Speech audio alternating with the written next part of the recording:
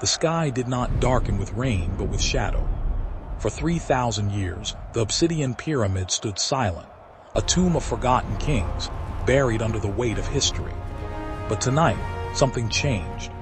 Can you feel it? The air tastes of ozone and ancient dust. Under the bruised, heavy sky, the neon veins of the ancestors woke up. A heartbeat returned to the stone. The signal was sent, piercing the veil of time. They gathered in the dust, the believers, the watchers, the children of the Nile. And there, standing before the impossible glow, the High Keeper raised his hands. Not in surrender, but in greeting. The golden road ignited, a river of light flowing through the desert night. From the horizon, the Anubis legions marched. Look at them. Flesh bound with gold, souls fused with circuitry. They are the guardians of the threshold, marching toward a war, or perhaps a reunion. That was written in the stars long before the first stone was laid. The pharaoh, the gilded sovereign, took to his chariot. He stands alone against the wind. He does not fear the sky, he challenges it. He knows that true power does not come from the earth, but from the will to command it. His eyes are fixed on the heavens, waiting. And then they descended. The great sharks of the void, the discs of judgment. Observe their silence. They did not burn our cities with fire. They haunted them with their shadow. They hovered over the statue of the Sphinx, silent observers waiting for a single mistake. In the neon canals of the night city, the people watched from the water's edge. Fear mixed with awe in their eyes. The question hung heavy in the air. Are they gods returned home to save us? Or are they conquerors come to harvest what they planted eons ago? The order was given. The whisper turned into a roar. Mobilize. On the high roads, the cavalry of the winged helmets rode their steel beasts, their engines humming a song of war.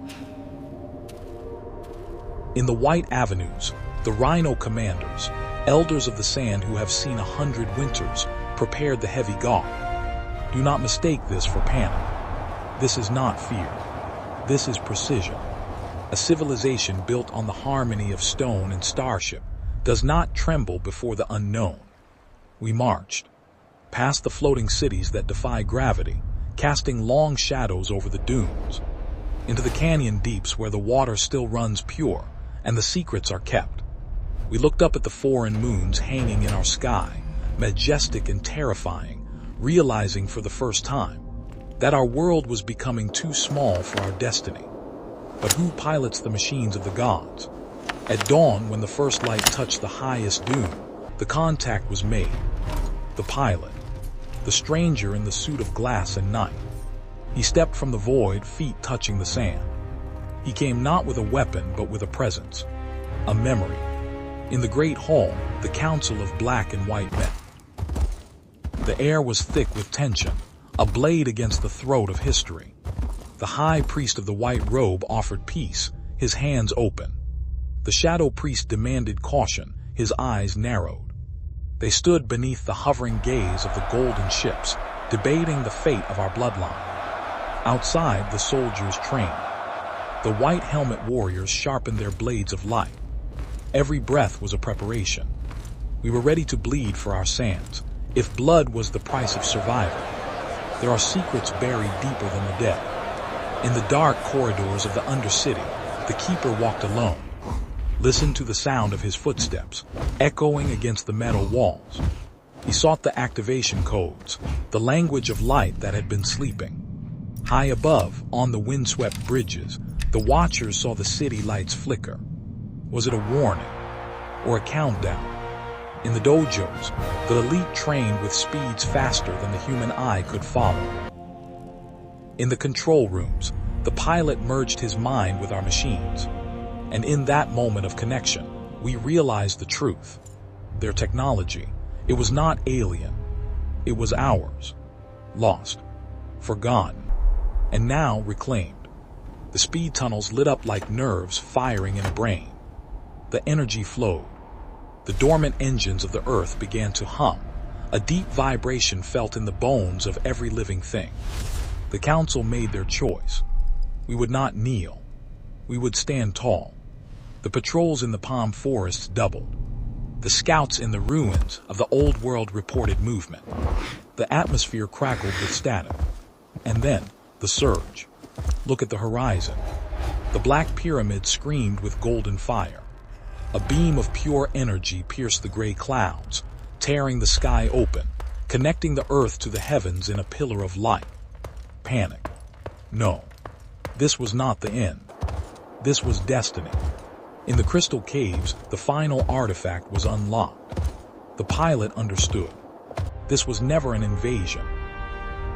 It was a test. A key turning in a lock that had been rusted shut for millennia. The armies paraded one last time. The lions roared in the square, a sound of defiance and pride. The sun rose on a day that would never end, casting gold upon gold. The pharaoh stood on the dune, the morning sun gleaming on his Neme's crown. He signaled the fleet. The waters of the ocean glowed blue as the motherships rose from the depths, shaking the water from their metallic skins. The wise elder looked into the soul of history, into the camera of time, and he smiled. He knew. The cycle was complete. The earth shook, but not with destruction. The gravity broke its chains. The Black Pyramid, look at it. It did not just light up. It lifted. It rose from the sands, tearing free from the gravity that bound it. It carried the heart of our civilization with it. A migration not across the land but to the stars. We did not fight the invasion.